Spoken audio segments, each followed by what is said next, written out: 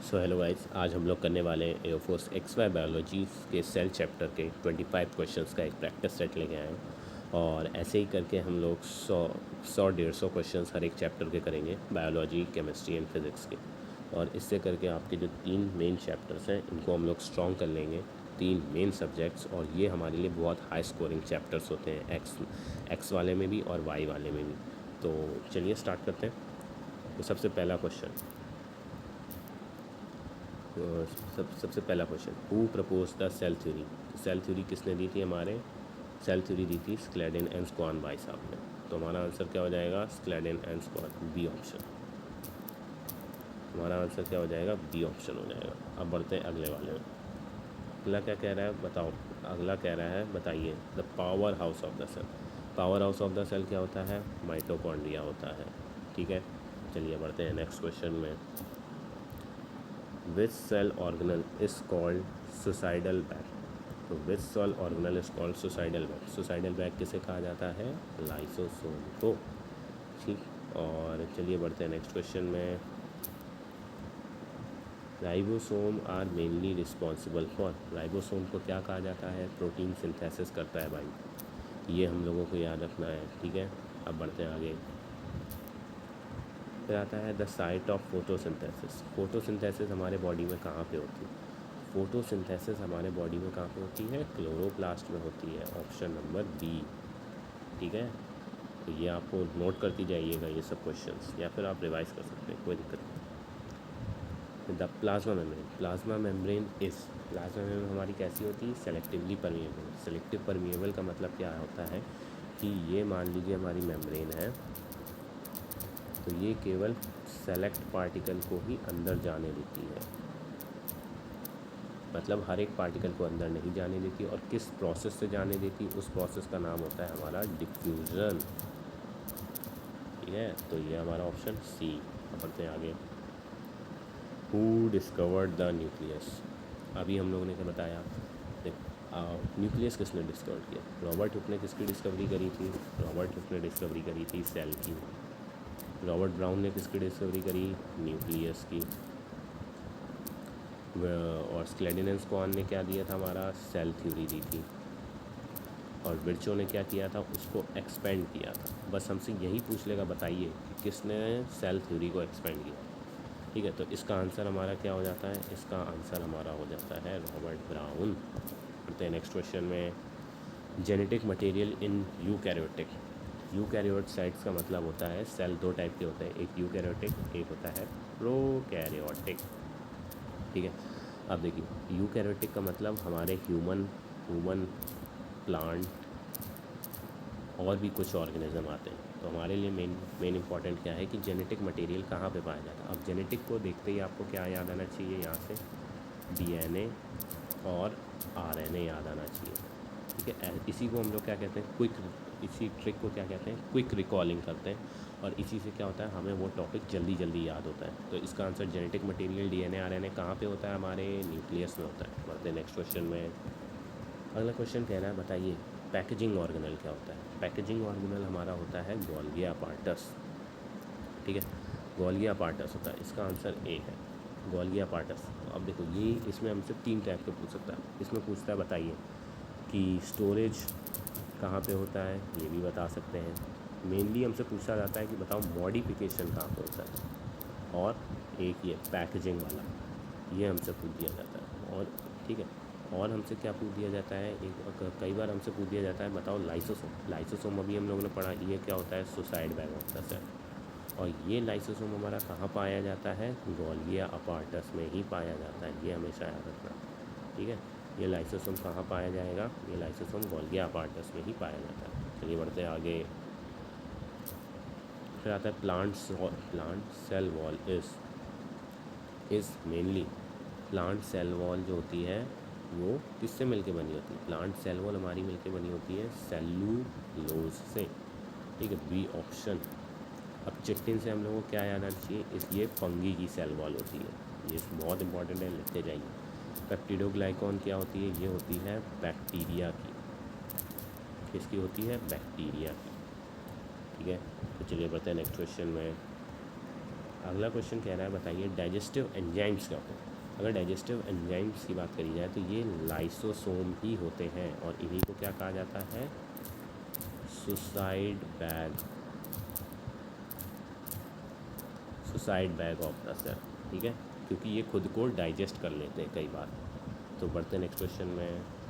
Next question कह रहा है इंट्रासेलुलर ट्रांसपोर्ट। कभी भी आपको ट्रांसपोर्ट दिख जाए ना तो इसको आप समझ जाइएगा हमेशा, अगर कुछ ऐसे कुछ सेल ऑर्गेनल नाम से दे देते हैं तो इसको हमेशा ER एंडोप्लाज्मिक रेटिकुलम से ही लेना, क्योंकि इसी को क्या कहते हैं, हाईवे ऑफ द सेल कहा जाता है, हाईवे, ठीक है।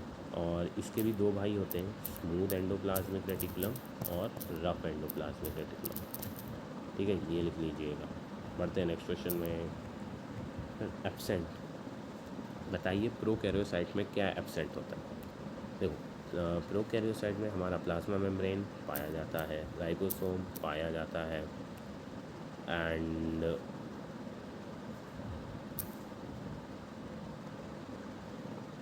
तो प्रोकैरियोटिक में एब्सेंट क्या होता है, प्लाज्मा मेम्ब्रेन हमारा पाया जाता है, राइबोसोम पाया जाता है, साइटोप्लाज्म होता है। तो इसका ऑप्शन क्या होता है, सी। कि मैंने अभी आपको बताया था कि यूकैरियोटिक का मतलब होता है प्लांट्स और एनिमल वाला, और प्रोकैरियोटिक का मतलब होता है फंगी, कुछ फंगी ले लो, बैक्टीरिया ले सकते हैं, वायरस ले सकते हैं, ये सब इसी में आते हैं। और इनमें क्या होता है, हमारे मेम्ब्रेन बाउंड और न्यूक्लियस होता ही नहीं है, न्यूक्लियस इनमें होता ही नहीं है, ये आपको याद रखना है। तो प्रोकैरियोटिक में क्या नहीं होता है, मेम्ब्रेन बाउंड न्यूक्लियस नहीं होता, ये इंपॉर्टेंट है, इसको आप लिख सकते हैं। अब पूछता है बताइए सबसे स्मॉलेस्ट ऑर्गेनल क्या होता है हमारी बॉडी में। तो स्मॉलेस्ट ऑर्गेनल जो हमारा होता है वो हमारा होता है क्या, राइबोसोम। भी आप खुद ही जानिए, न्यूक्लियस हमारा बहुत बड़ा होता है, मोस्टली पार्ट न्यूक्लियस ले, क्योंकि ये तो ब्रेन होता है भाई हमारा। और गोलिया बॉडी ये पैकेजिंग करने के लिए ये भी बड़ा होगा। क्लोरोप्लास्ट, ये क्लोरोप्लास्ट तो मेनली फोटोसिंथेसिस होता है भाई, ये भी हमारा बड़ा होगा। अब राइबोसोम्स क्या करते हैं, प्रोटीन फैक्ट्री होती है। ये क्या होती है, छोटे छोटे ऐसे जैसे पोर्स होते हैं, वो भी कहाँ पे होते हैं, एंडोप्लाज्मिक रेटिकुलम में ऐसे ऐसे लगे रहते हैं। और ये जिसमें होते हैं ना उसे कहते हैं हम लोग रफ एंडोप्लाज्मिक रेटिकुलम, ये हमारे लिए इंपॉर्टेंट। इसका आंसर क्या हो जाएगा, बी हो।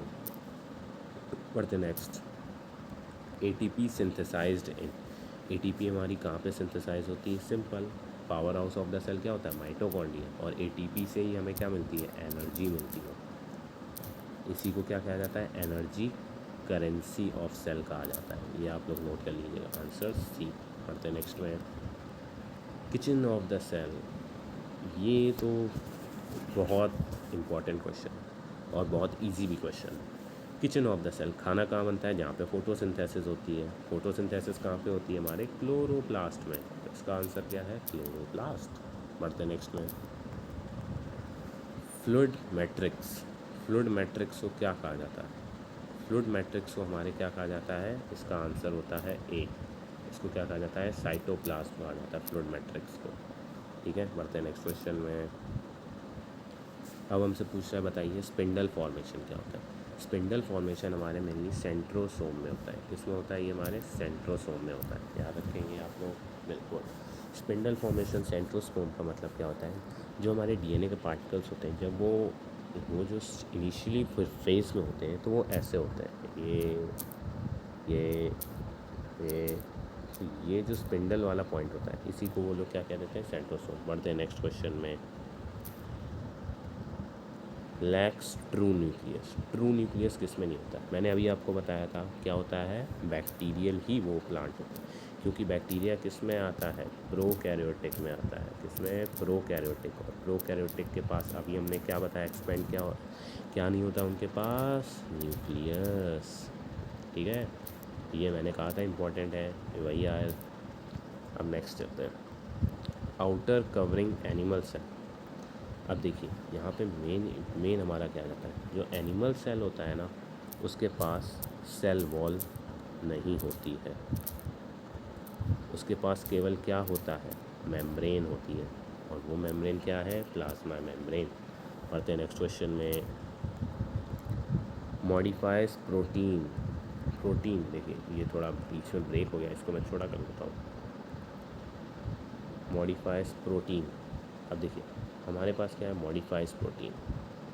तो मॉडिफिकेशन लिखा, मैंने आपको अभी बताया जो मॉडिफिकेशन कहीं पे अगर आपको लिखा दिख जाए तो इसका मतलब क्या होता है, इसका मतलब हमारा होता है किससे, गोल्गिया अपार्टस से, गोल्गिया अपार्टस से, और हमारा इसका आंसर क्या होगा, बी आंसर हो जाएगा। ठीक है, बढ़ते हैं नेक्स्ट क्वेश्चन में। अब हमारा आ गया, बताइए एंडोप्लाज्मिक रेटिकुलम विदाउट राइबोसोम। देखो जो हमारे राइबोसोम होते हैं वो मैंने आपको बताया धब्बे धब्बे छोटे छोटे पार्टिकल होते हैं, और जो वो किस में लगे होते हैं, एंडोप्लाज्मिक रेटिकुलम में लगे होते हैं।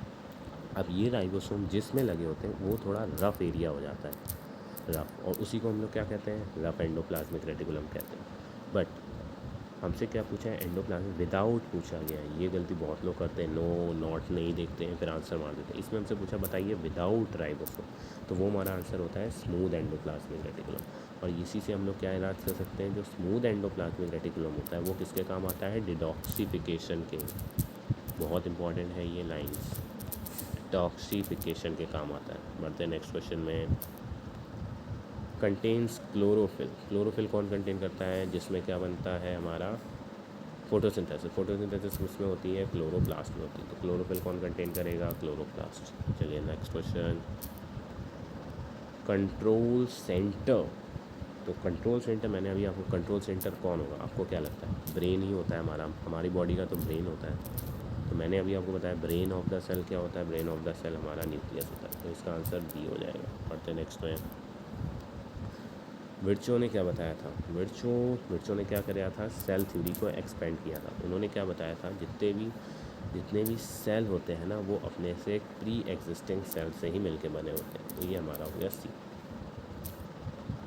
और फिर यहीं से हमारे क्या होते हैं, सारे क्वेश्चन एंड होते हैं। अब अगले सेट में हम लोग फिर 25 क्वेश्चंस लेके आएंगे अगले चैप्टर के, या फिर इसी के भी हो सकते हैं। कमेंट में बताइएगा कैसा लगा। और हमारा जो मेन एम है कम टाइम में क्वेश्चंस ज़्यादा कर सकें, एंड एज वेल एज उसके बारे में इम्पोर्टेंट आपको नॉलेज दे सकें, ताकि ईज़िली आप क्वेश्चंस को सॉल्व कर सकें। एंड एज वेल एज हम लोग ये ट्राई करते हैं कि आप लोग क्वेश्चंस को रिलेटिवली पढ़ सकें, ताकि वो आपको रिवीजन में फ़ायदा देता है। तो चलिए मिलते हैं नेक्स्ट क्वेश्चन में और नेक्स्ट प्रैक्टिस सेट में।